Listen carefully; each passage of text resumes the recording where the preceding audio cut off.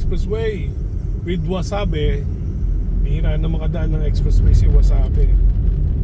Kasi usually ang biyahe nito bahay, school lang, nagkamputatan lang. Ngayon lang tayo uli nagawin ng Alabang dahil may nahanap tayo na long sleeve para kay Rain. Kaya lang wala sa palengke ng Alabang. Kaya ito, pauwi na tayo. Doon tayo ako nagbe-breakfast. Kaya dito na tayo dumaan sa expressway para medyo mas mabilis. Alright, so tama lang kayo.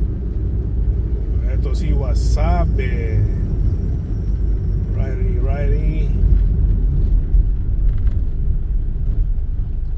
Binabasa naman yung ano nito eh, RFID nito. Old school, luma na yung RFID nito pero still it will be ba, yan, 635 pa yung balance natin. Alright, Gulong Best entry toll, merging with those coming from Makati, from the north. From the north going south. Southbound tayo nga pala ngayon. Southbound papuntang Susana Heights. Yan.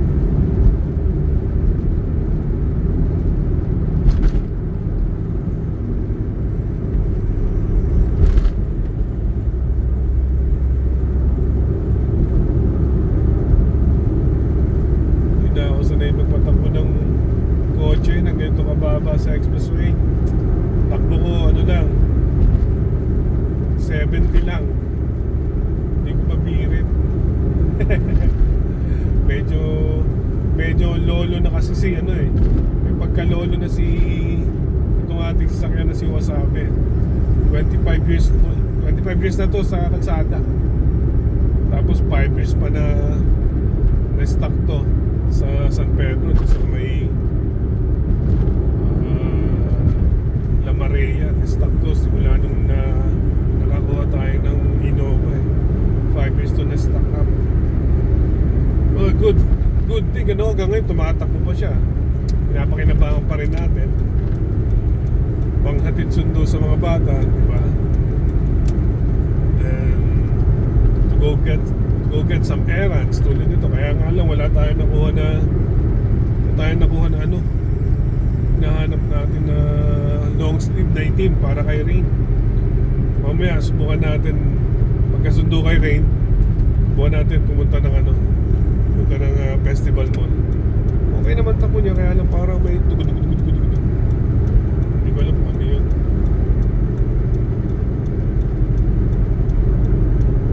Probably baka sa gulong, baka may bukol o whatever. Ano, hindi naman siguro delikado.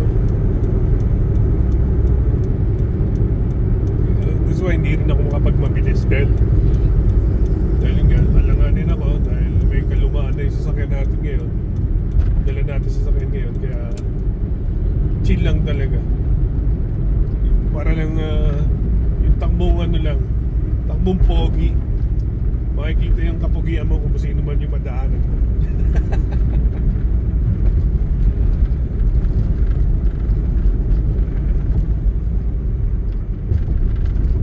Pero nakapag-ship naman tayo hanggang Quinta. Kaya lang yung Quinta natin, takbo na natin nasa 70 lang. Mayroon pa abutin ng 80. Pero before, napapaabot ko to ng 125 nung araw. Na 125 nagagawa kong patakbuhin to nung araw.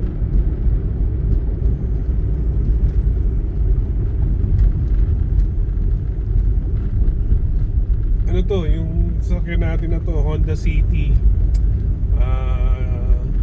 year 2001, model 2001 ito. So imagine 2001 nga ba? Yeah, 2001. So 24 years na pala to. Tanda pa to sa panganay kong anak.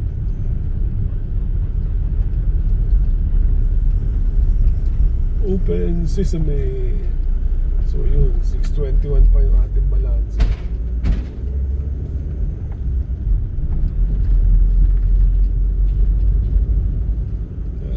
As long As long as this car can get us from point A to point B, it's really much appreciated na, di ba?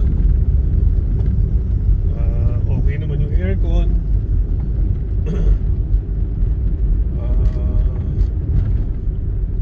So far, hindi naman tayo pinagtutulak except yung siguro yung mga 2 months ago na nasiraan tayo ng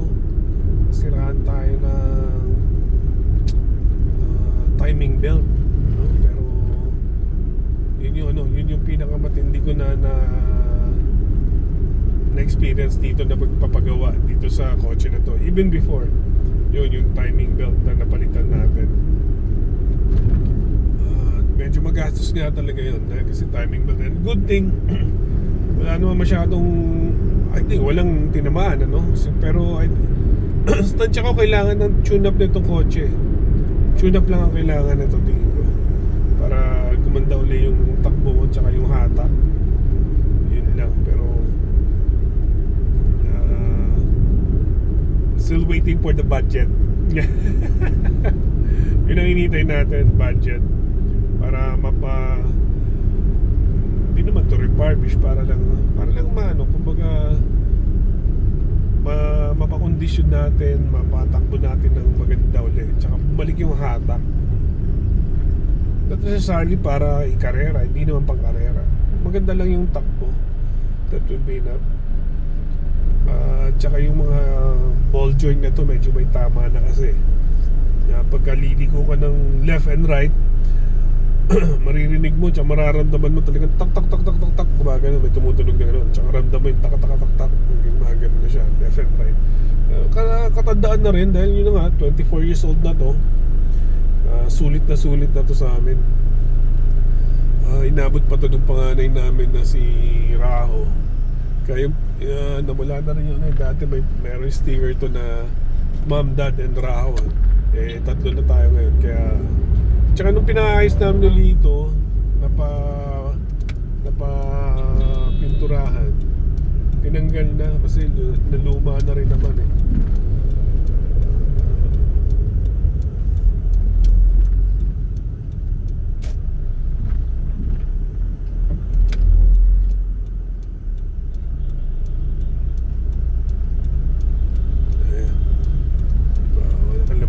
Naka-exit na tayo na Susana ng Maluwalhati. Ayan.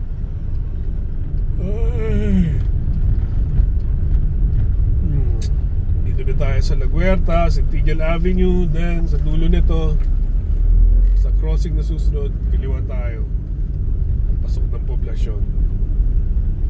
Ito rin yung way papunta ng ng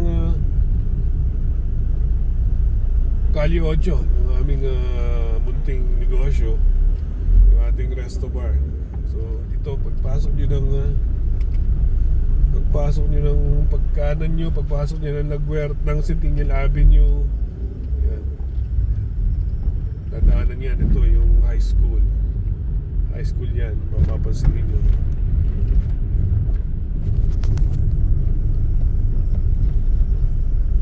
Ito na sa National High School, yan.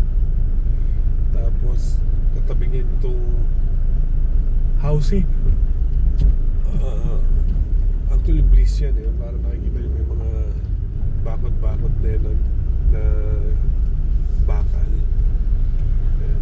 Parang mga steel cages. Pero yan, housing yan. Housing project na ano nga ba yan? Kalimutan ko na yung gumawa niyan. Actually, ang gumawa niyan ay yung developer ng yung developer ng Bel Air. Sila nag-project nila. Ano ba to? Ayun, Empire East. Ayun.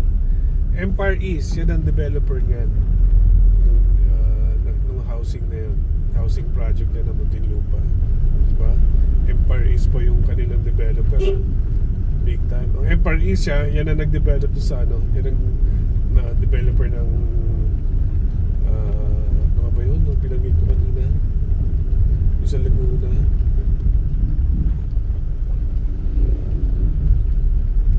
Kalimutan ko lang yan. Nagbabanggit ko lang eh. Bel Air na yun. Laguna Bel Air. Laguna Bel Air.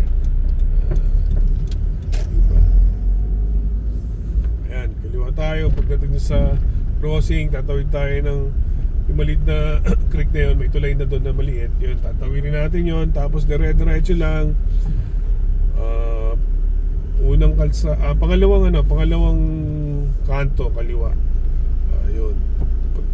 Pagkaliwa natin sa kanto na yun, ilang metro lang, matatagpuan na natin doon ang KD's Calle 8. Malaki naman yung ano doon, malaki naman yung sign doon, kaya hindi nyo mamimiss yung Calle 8 na yun.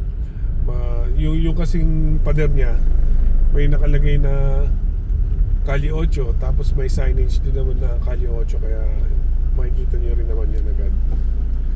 Tignan natin ha.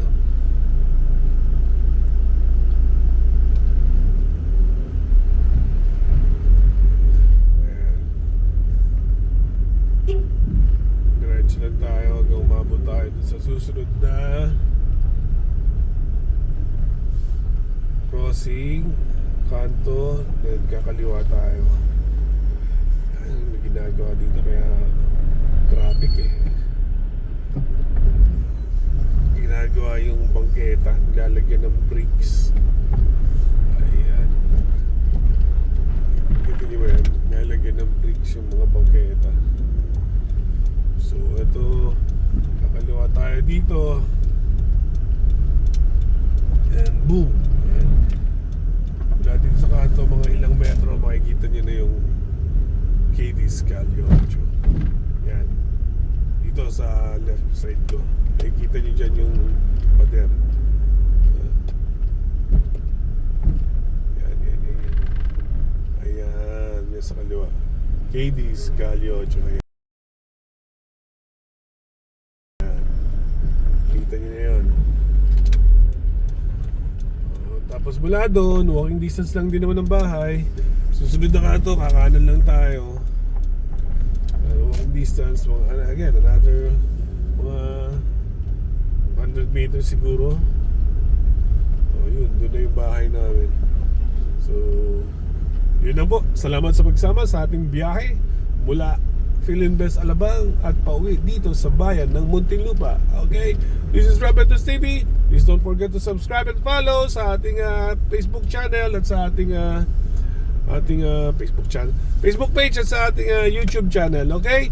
Again, magandang umaga. Rafi Reyes at your service. Peace!